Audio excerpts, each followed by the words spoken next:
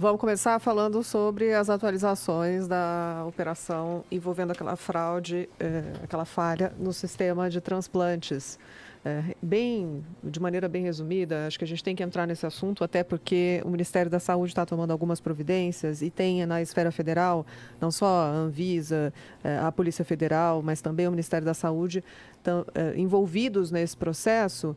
E chama a atenção o que está acontecendo, essa crise no Rio de Janeiro, né? 6 pacientes foram transplantados e foram contaminados com HIV, porque os testes feitos pelo laboratório PCS foram errados.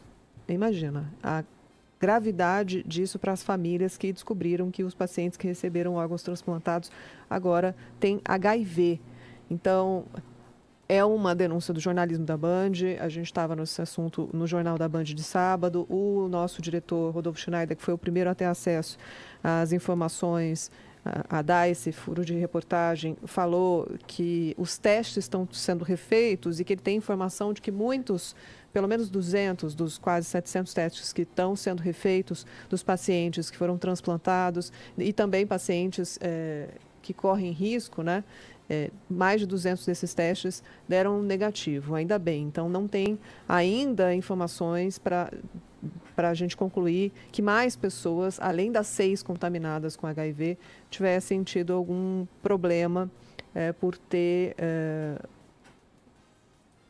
feito testes com esse laboratório. Mas a gente não está falando só dos testes para transplante. Eles tinham um contrato de mais de 20 milhões de reais, né? O laboratório PCS Lab Salem tinha mais de 20 milhões de reais em contratos com o governo do Rio de Janeiro.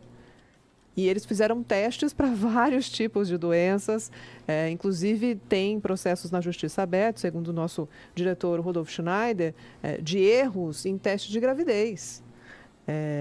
E isso gera uma série de problemas para muitas famílias. Hoje tem novidade desse caso, que é uma operação da Polícia Civil do Rio de Janeiro.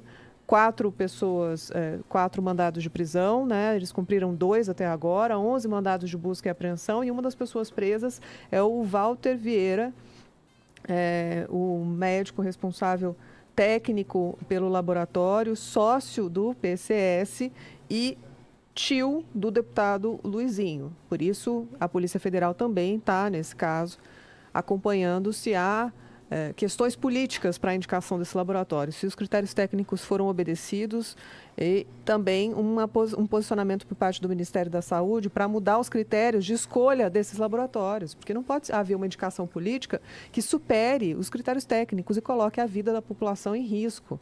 É uma falha que a gente espera que não se repita em outros estados, né, que não tenha acontecido, inclusive aqui no Distrito Federal ou em qualquer outra região do país. Há necessidade óbvia de revisar todos esses contratos para garantir que isso está sendo feito de maneira correta.